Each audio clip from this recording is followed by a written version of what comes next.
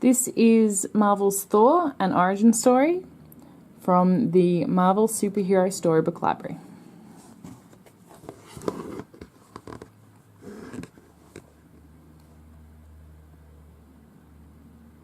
What would it be like to live among legends? To be something more than human?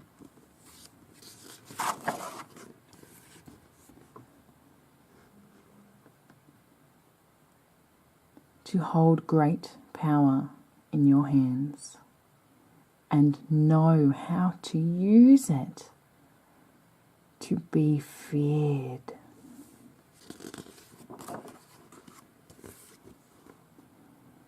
To be brave, to be honoured,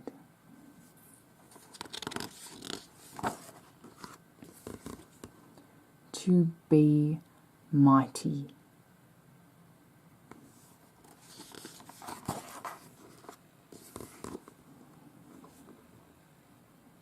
Some are born with these qualities, and some spend their lives working to attain them. This is a story about someone who was born into royalty, but needed to earn his honour.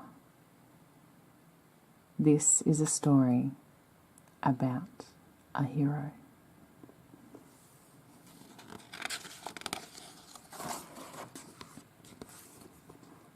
Named Thor.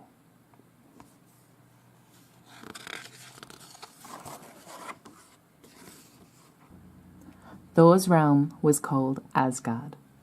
It sat like an island whose shores were swept by the sea of space. The people who lived on Asgard were called Asgardians, and the Asgardians called our world Midgard. The only way to reach our world from theirs was by the Rainbow Bridge, Bifrost. The bridge was guarded by the sentry called Heimdall. Even though Asgard was well protected, threats were endless.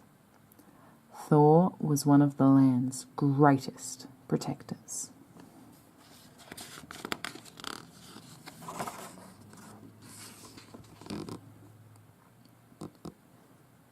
He was also a prince. He lived with his brother Loki in the castle of their father Odin. Thor was arrogant and chose his friends for their loyalty, the brave warrior Balder, and a band of soldiers called the Warriors Three, Fandral, Volstagg, and Hogun, and the beautiful, strong, and wise Lady Sif. Thor's father Odin ruled over all of Asgard. He and his wife Frigga wanted nothing more than for their sons to grow up to be worthy rulers.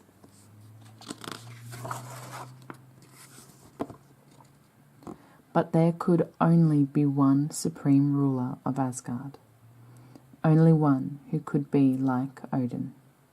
And even though Loki was thoughtful, clever and quick, Thor was firstborn, and so the throne was his by right.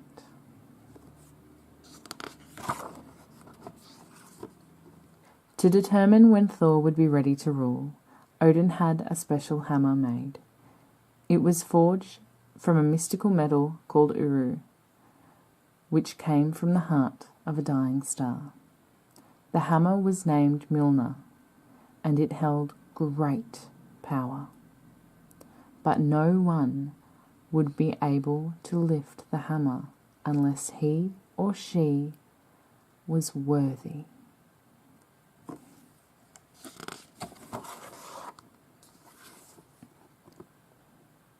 The hammer was immovable to Thor.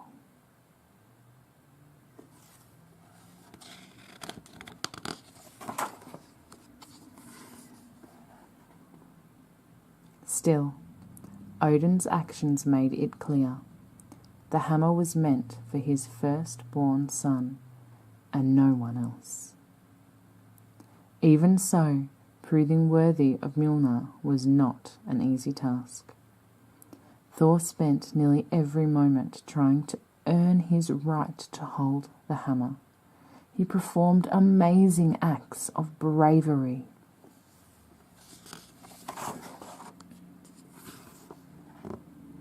He was honoured for acts of nobility, and he demonstrated feats of great strength.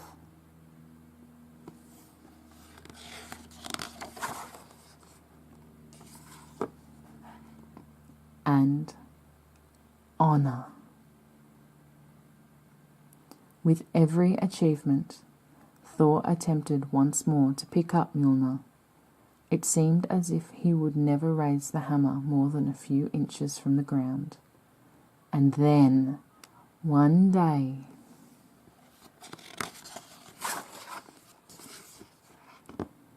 he did.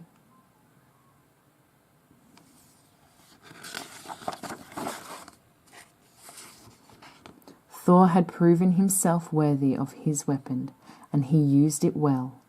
When he threw the hammer, it always returned to him.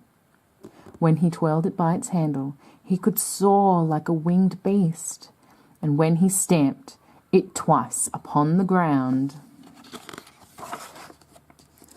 he could summon all the power of lightning, rain, and thunder. In fact, with his hammer in hand, there was little Thor could not do.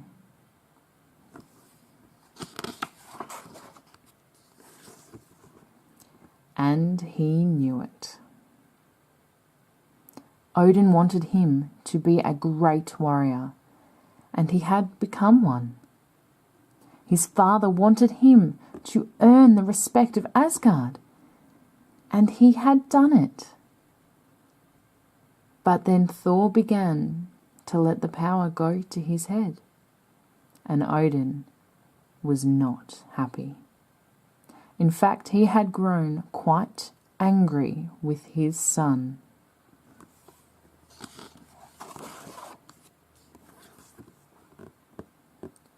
Odin called Thor to his throne room.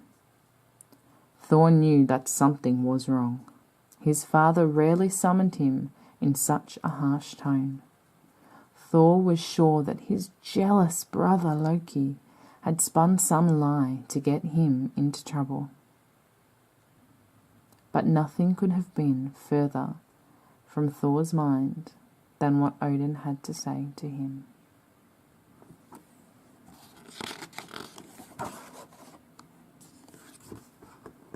Odin told Thor that he was his favoured son. He told him that he was brave beyond compare and noble as a prince must be. He told him that his strength was legendary and that he was the best warrior in the kingdom.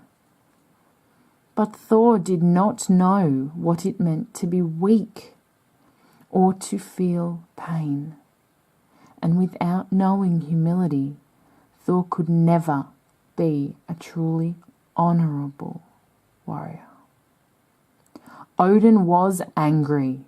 In his rage, he tore Mjolnir from Thor's hand and threw it towards Midgard. Then he stripped Thor of his armour and sent him to Earth.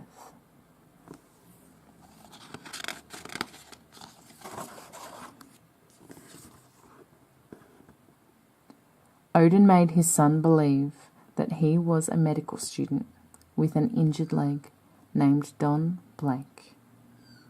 As Blake, Thor learned to study hard. At times he thought he might fail, but he worked harder than he ever had in Asgard, and in the end he earned his degree. He allowed others to help him with his injury. In doing so, he discovered that people were generally good. Thor learned to truly love humanity. As a surgeon, he treated the sick. He helped weak people find their strengths. And one day, while vacationing in Norway,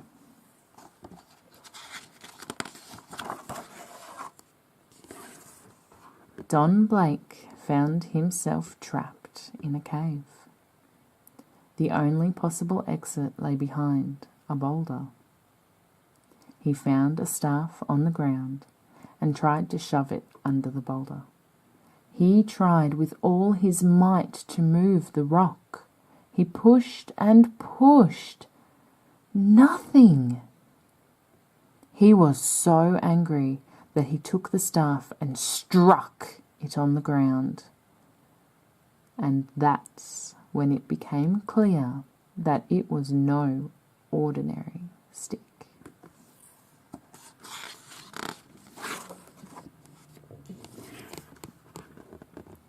It was Mjolnir in disguise. Odin had sent Don to this cave. Odin, the All-Father of Asgard, was pleased. His son had learned humility. He had at long last become a complete hero. He had become human in spirit, but still, now and forever.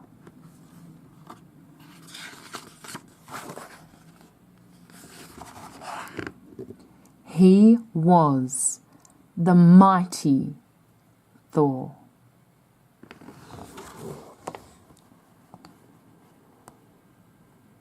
The end.